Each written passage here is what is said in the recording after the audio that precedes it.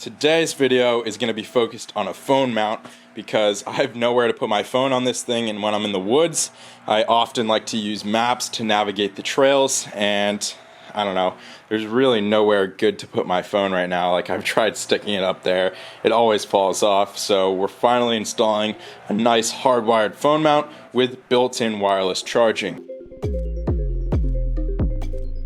So I don't know about you guys, but I kept getting those quad lock advertisements on like Instagram and Facebook. The quad lock mount, it looks really sweet, it does, but the price tag is just crazy for what it is. So I hopped on Amazon. This is the iMess2 waterproof wireless charging phone mount. We got some instructions, not really gonna take a look at those, pretty self-explanatory. Well packaged here. Here's the mount itself. And as you can see, it has these two little tabs on the side. You press these to expand the mount, and wow, that's a really large capacity. I believe it can hold up to a 6.5 inch phone, so pretty big. And when you put your phone in here, it hits this little button, and that locks in on your phone. So really simple design. I am interested to see how it works out with my case and whatnot, but I think it should work. Nice metal arms. Doesn't feel too cheap. It's got a pretty decent weight to it. Checking out the back here, we have a female receptacle for our ball mount. So this can rotate 180 degrees from what I saw online. And then we have a waterproofed switch. So we have a cover over the switch that waterproofs it. The rest of the unit is sealed up, and the switch has three positions. The middle position, which is off. We have the down position, which is Qi wireless charging, and then up we can turn on the USB receptacle that's on the bottom right here, protected with a nice waterproof cover. So we do have a USB output should you want to use a different cord instead of wireless charging, or if you want to charge a different accessory. And then the power leads are already wired up with two little spade connectors that we can slip right onto the battery. And we have an inline fuse pre-installed, so it's ready to go. All we have to do is mount it up and plug it in. Checking out the other items in the box here, we have some sort of mounting arm right here. So this is what's gonna mount directly to the bars, this little clamp assembly.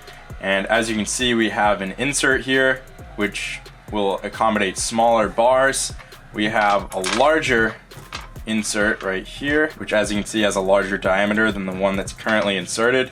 And we also have a little rubber strip to add grip to this when we install it on the bars. And it has a very wide range that it'll accept. This little clamp is set up to accommodate a 22 to a 32 millimeter bar, so it's pretty wide range. I do have thicker bars and I was concerned about that, but I did the calculations and it should fit just fine. And pulling out the two remaining components in the box, we have a bunch of zip ties to neaten up our wiring, and this is either a spare fuse or the fuse that we have to install. We'll have to check that when we install it, make sure the fuse is in there. Really complete little kit, and for 35 bucks, I really can't complain.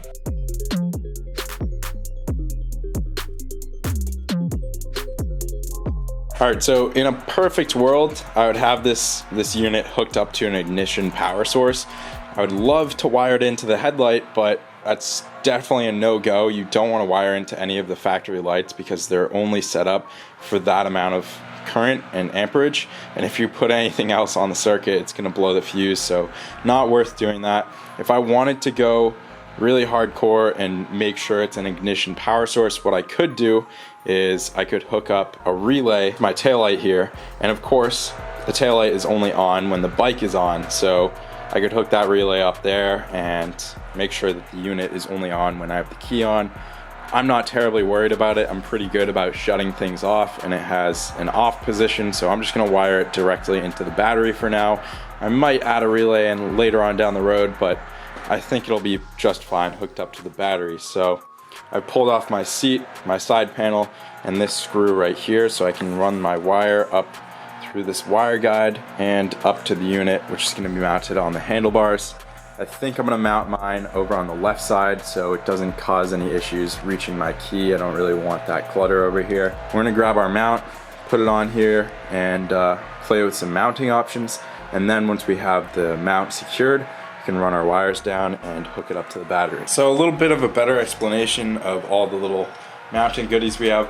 This is actually a mirror mount adapter. So if you wanted to, you could put your mirror through this, tighten it down, and then this little clamp will mount right to the mount like so. But I don't really want my phone all the way out there on the edge. So what I'm planning to do here is take my little rubberized strip for grip. Right here next to this clamp I have for my hand guards. Now I'm going to take the optional larger spacers. I'm going to put these right on here over the rubberized part. And I need to grab my screw and Allen wrench to secure the clamp on there. And shoot, that's too much spacing. So instead of using these little adapter pieces, I think I'm just gonna wrap a little bit more electrical tape or maybe Gorilla Tape around my bar to enlarge it just a little bit more.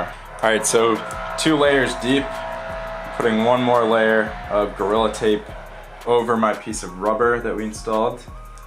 And that should give us the thickness we need. Now we'll take our clamp, put it around here.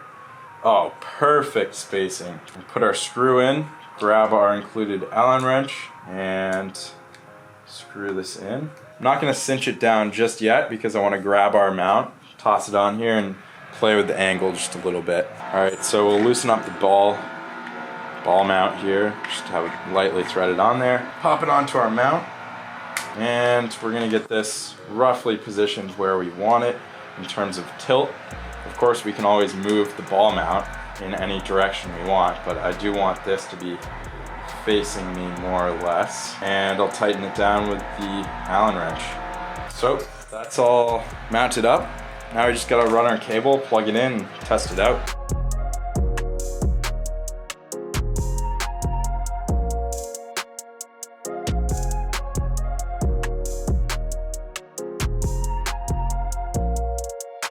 Alright, so I fed my wire behind the bars, down into the headlight housing, around the frame, went through these factory wire neatening loops.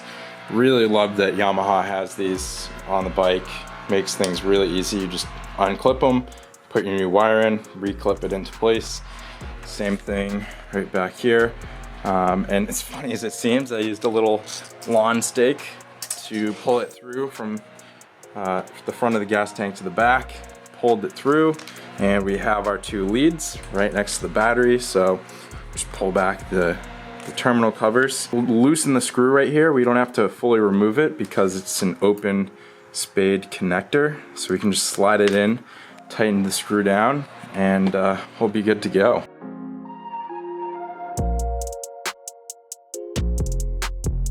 Alright, so I have my leads connected to the battery, and you should note where the little connector is facing.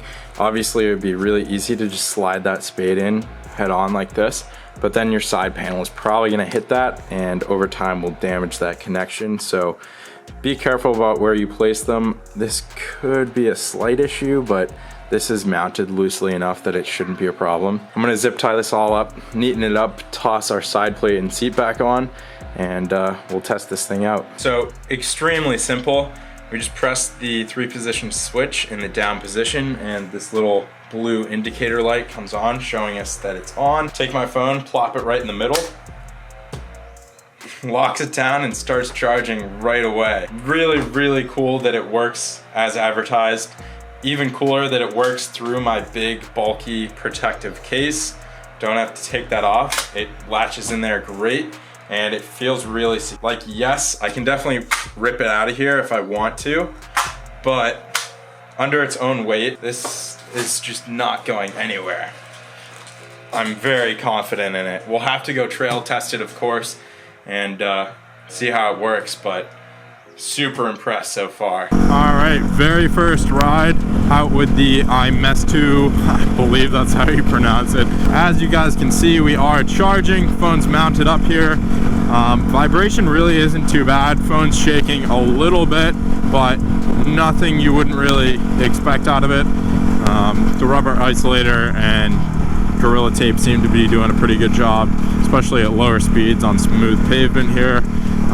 Definitely interested to see how it works in the woods, where it's going to be a lot more bumpy. But let's go grab some gas and hit the trails. 93 only, of course, in this little puppy. I always pull up on this side. I don't know why. I should pull up on the other side so it's tilted towards the pump, but it is what it is. What do we think? Above a gallon? Ooh. Oh, that's gonna spill a little bit. Oh, no, we're good, we're good. Oh, just over a gallon. Definitely the cheapest vehicle to fill up.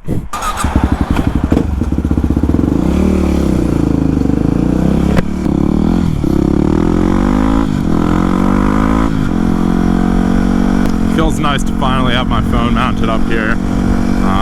Really psyched to be able to use it on the trails with Google Maps, because I've nearly gotten lost a few times, so it'll be nice to have some way of navigating. It'll also be nice that my phone is always going to be charging, because it's definitely sketchy getting out on the trails and having your phone be on like 10-15%.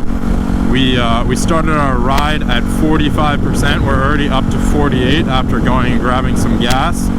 So yeah, that's cool. Old-fashioned dirt bikes over there, boys.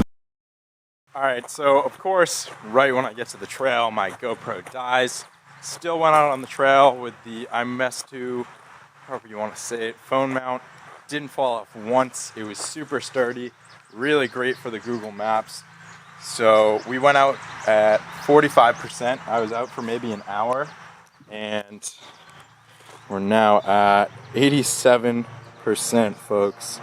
So this isn't like a lot of the wireless chargers I've used in that they're really slow. This charged my phone up very quickly, and neither my phone nor the mount are terribly hot. They're a little warm as expected, but not hot like other units I've used. But yeah, super happy with this. For 35 bucks, you really can't go wrong. Really sturdy mount. Wireless charging works beautifully, even with a thick case like this. And yeah, so overall, I would highly recommend picking up one of these Moto phone mounts. A great alternative to the quad lock, which is really expensive, but go check that out as well if you like. Hope you guys enjoyed this video. If you did, please go leave a like down below. Subscribe for more content. Thank you guys so much for watching, and I'll see you next time on JD Cars.